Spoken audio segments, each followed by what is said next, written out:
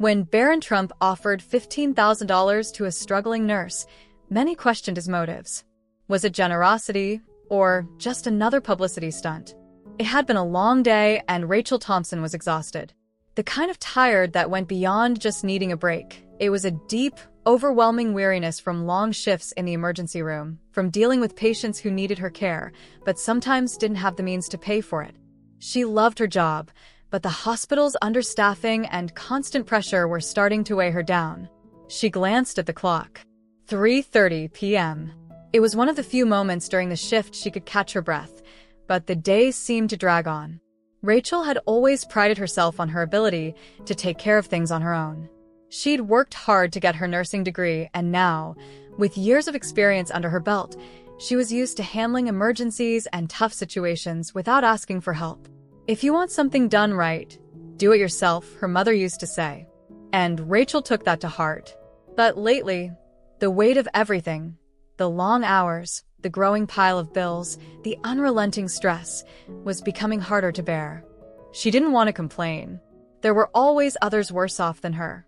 So she kept it to herself, doing what she could to get by.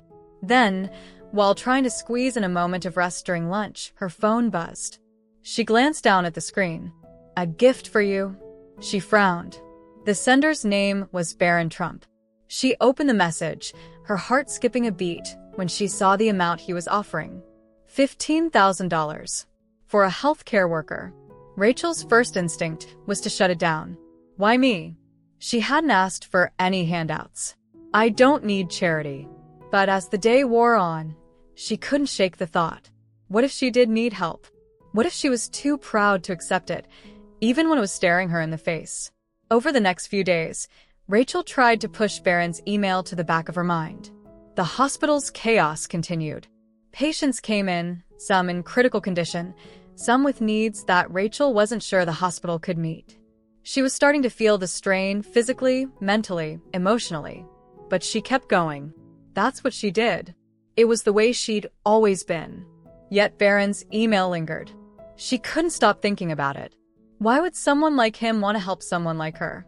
The thought of accepting money from someone she didn't even know was uncomfortable. That afternoon, as she walked down the hallway between patient rooms, she saw another email notification. This time, it was a direct message from Barron. "Hi Rachel, I hope you're doing well. I just wanted to follow up on my offer. I understand if you're hesitant, but please know there's no obligation. I believe in what you do and just wanted to offer support. Let me know if you'd like to discuss further." Rachel's stomach tightened. She wasn't used to people being so direct, so personal. She didn't want to sound rude, but she felt cornered. "I don't need his money. I'll figure this out on my own." But she couldn't help but wonder, what if she really could use the help? What if accepting wasn't a sign of weakness, but a chance to let go of some of the pressure she carried? She typed a quick response, hesitant. "Thank you, but I can't accept. I appreciate the gesture, though." A week went by. Rachel tried to focus on her patients, on the work she loved, but the message from Barron Trump was still in the back of her mind. What if she was making a mistake? That day, as she walked into the hospital lobby after finishing a round, she nearly ran into someone. Barron Trump, standing right there. Rachel froze for a second, unsure of what to do. Barron didn't look like he belonged in a hospital. He looked out of place, in his dress shirt and tailored suit, his face showing a mix of determination and uncertainty. "Rachel," he asked, stepping forward cautiously. "I'm Barron. I wanted to make sure you got my message." Rachel's heart raced. What was he doing here? "I got your email," she replied, her voice tight. I don't feel right accepting something like this." Barron nodded slowly, clearly understanding her hesitation. "I get it. But I just wanted you to know, it's not charity. It's about supporting someone who's giving so much. I want to help." Rachel couldn't believe it.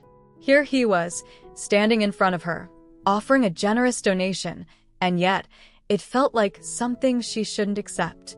"What do you know about this place?" Rachel asked, her voice rising. "What do you know about struggling to keep your head above water? About dealing with people who need your help but don't have a way to pay for it?" Barron seemed taken aback, but he didn't look away. "I don't know, but I want to learn." And if there's any way I can help, I want to. Rachel stared at him. He looked sincere, maybe too sincere. But could she trust it? Could she trust him? The days after their encounter were tense. Rachel couldn't stop thinking about Barron's offer. She'd never been someone to rely on others. But Barron wasn't just handing out money. He was offering her a chance to breathe, to take some of the pressure off. But could she accept it? Could she swallow her pride? That afternoon, Rachel found herself standing outside the nurse's station. Barron was there again, standing nearby, looking like he was waiting for her. She walked over to him, feeling a knot in her stomach. "I've been thinking," she said, voice hesitant, "about your offer. And I don't want to sound ungrateful, but I've always prided myself on doing things on my own." Barron smiled softly. "I understand. But sometimes, letting someone help you isn't a weakness. It's about recognizing that we all need help at different times." Rachel looked down, her heart beating a little faster. Maybe he was right. Maybe it was okay to let go of some of that pride. Maybe it was okay to accept help. She took a deep breath, finally speaking the words she hadn't been able to before. I think I can accept your offer." Barron's face lit up with a smile, but it was more than just a smile of relief. It was a smile of understanding, of connection. The check arrived a few days later. Rachel stared at it, the weight of it sinking in. $15,000. It wasn't just the money that affected her, it was the realization that accepting help didn't make her any less of a person. It made her stronger, more open, more human. As she walked through the halls of the hospital the next day, she felt something shift inside her. She wasn't just Rachel the nurse anymore. She was someone who had allowed herself to ask for help, to take a step back and let someone else offer her a lifeline. And for Barron, this experience had been more than just about the money. It had been about realizing that he, too, could make a difference in the world, not because of his last name, but because of his actions. Sometimes the hardest thing is accepting help when we need it most.